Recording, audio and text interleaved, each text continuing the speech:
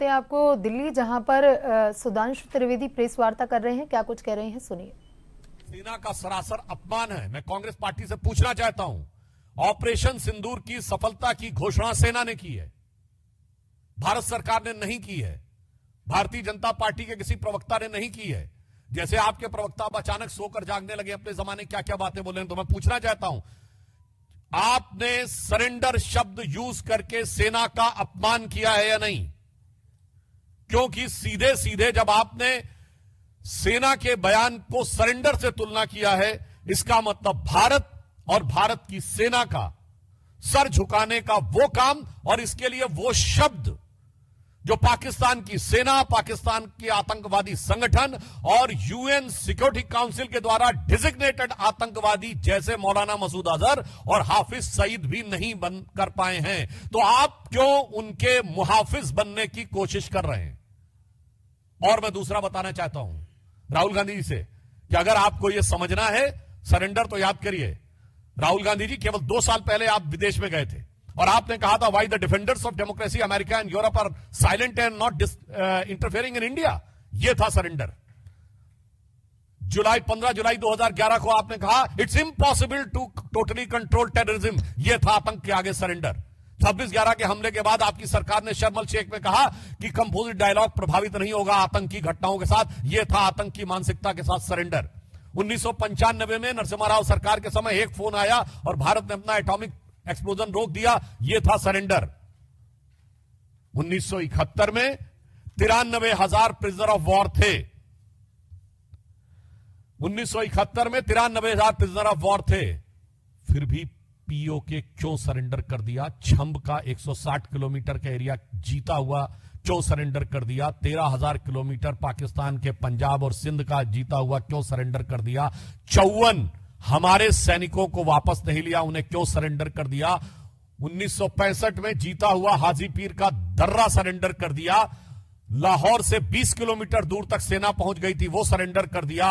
62 में तो क्या क्या सरेंडर कर दिया। 19 नवंबर 1962 को जवाहरलाल नेहरू का कैनेडी को लिखा गया लेटर है, जिसमें उन्होंने सीधे कहा है कि अमेरिका आकर अमेरिकन पायलट्स हमारी एयरफोर्स को संभाले, जो 2010 में डिक्लासिफाइड हुआ है कैनेडी लाइब्रेरी के द्वारा। 1960 में सिंधु का 80% पानी सरेंडर कर दिया। 1948 में आपने कश्मीर का एक हिस्सा सरेंडर कर दिया। 1947 में मुस्लिम लीग के आगे 1/3 सरेंडर कर दिया।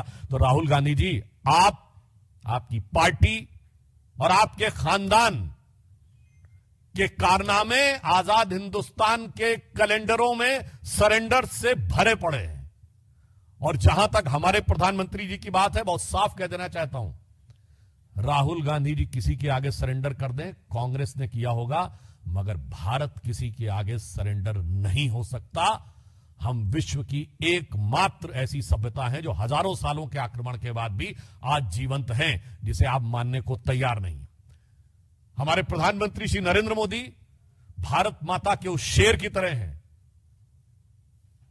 आपको पता होगा, एक संस्कृत का वाक्य है, नाभिषेको न संस्कारो सिंहस्य क्रियते मृगा विक्रमार्जित राजस्य स्वयं मृगेंद्रता। मृगेंद्र शेर के लिए होता है और उसके अंदर स्वयं वो क्षमता होती है। तो हमारे प्रधानमंत्री श्री नरेंद्र मोदी जी भारत मां के शेर, अर्थात हमारे नरेंद्र भारत मां के मृगेंद्र हैं। और आपके खानदान के सरेंडर आजाद हिंदुस्तान के कैलेंडर में भरे पड़े हैं। इसीलिए मैं राहुल गांधी जी के लिए यह पंक्ति कहकर समाप्त करना चाहता हूं कि आदतन, फितरतन, शरारतन, व्याकुलता के कारण या कुटिलता के कारण आप प्रधानमंत्री के खिलाफ बोलिए, भारत सरकार के खिलाफ बोलिए,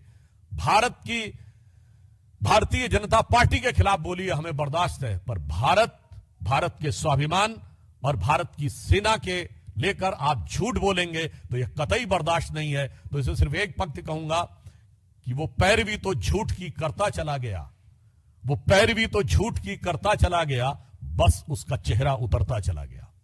धन्यवाद। मित्रों, प्रश्न आमंत्रित है मोहित Bhatt.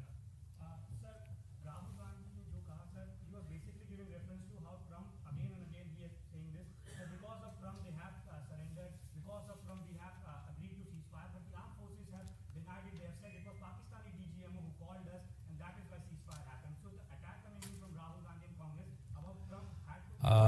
On the issue of US President statement, Government of India has clarified n number of times that there was no third party mediation. And if they want to believe that whatever the US President was saying, it is correct, then in that he has also mentioned the nuclear conflict. He has averted, as per the US President, Mr. Donald Trump, he is saying that he has averted a nuclear conflict, which has been categorically denied by Government of India and the Foreign Ministry. Then in that case, you are not ready to accept the total statement.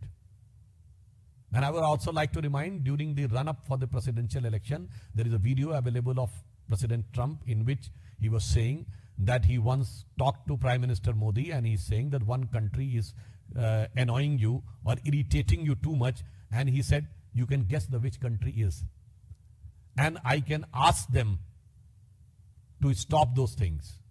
Then it is the statement of Donald Trump when he was running for presidentialship. Then Modi ji said, no, we have taught them lessons several times. I will do it.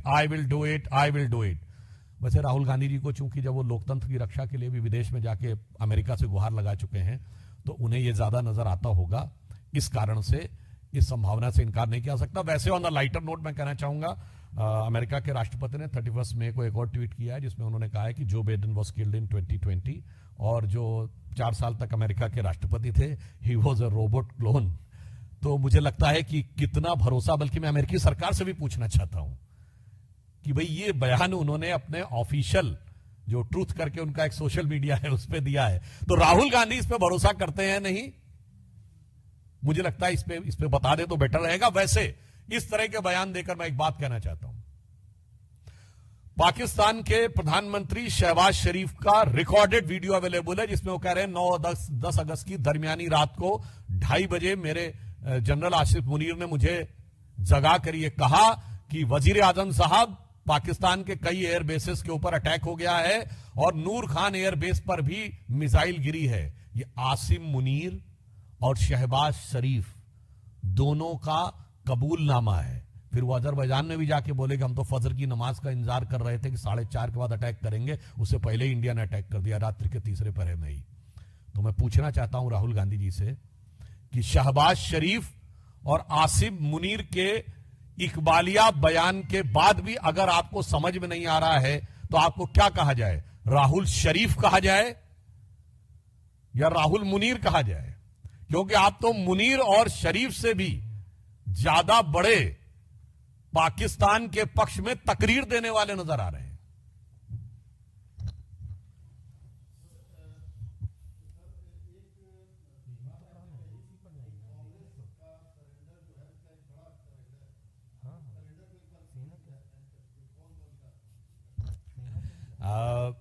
पुनः reverse order में शुरू करता हूं। मार्च 2023 राहुल गांधी विदेश में जाते हैं और कहते हैं why the defenders of democracy America and Europe are silent over what is happening in democracy in India, they are not interfering.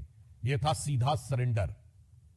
अब आप आइए, 15 जुलाई 2011 को राहुल गांधी कहते हैं it's impossible to stop terrorism.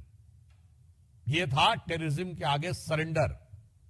26/11 के मात्र 9 महीने बाद जुलाई 2009 में पाकिस्तान के साथ उस समय की सरकार, मनमोहन सिंह की सरकार, एक neutral destination, again I am री एम्फेसाइजिंग, न्यूट्रल डेस्टिनेशन शर्म एल शेख में ज्वाइंट डिक्लेरेशन साइन करती है और वो कहती है टेररिज्म से कंपोजिट डायलॉग प्रभावित नहीं होगा।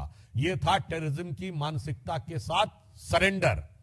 1996 में आपने मोस्ट फेवरेट नेशन का स्टेटस दिया, यह था उनके साथ सरेंडर। अब आप आइए, 1971 में 93,000 प्रिजनर ऑफ वॉर थे, फिर भी पीओके नहीं निगोशिएट किया। अरे लेना तो छोड़िए, निगोशिएट नहीं किया। यह क्या था? 13,000 किलोमीटर हमारा पंजाब और सिंध का हमारे पास थे, वो छोड़ दिया। यह था शिमला में सरेंडर। और यह मैं हवा में नहीं बोल रहा हूं, बेनजीर भुट्टो ने अपनी किताब डॉटर ऑफ द ईस्ट में लिखा है कि जब वो शिमला समझौते के बाद रावलपिंडी पहुंचे तो उनके और उनके पिताजी का इस गर्म जोश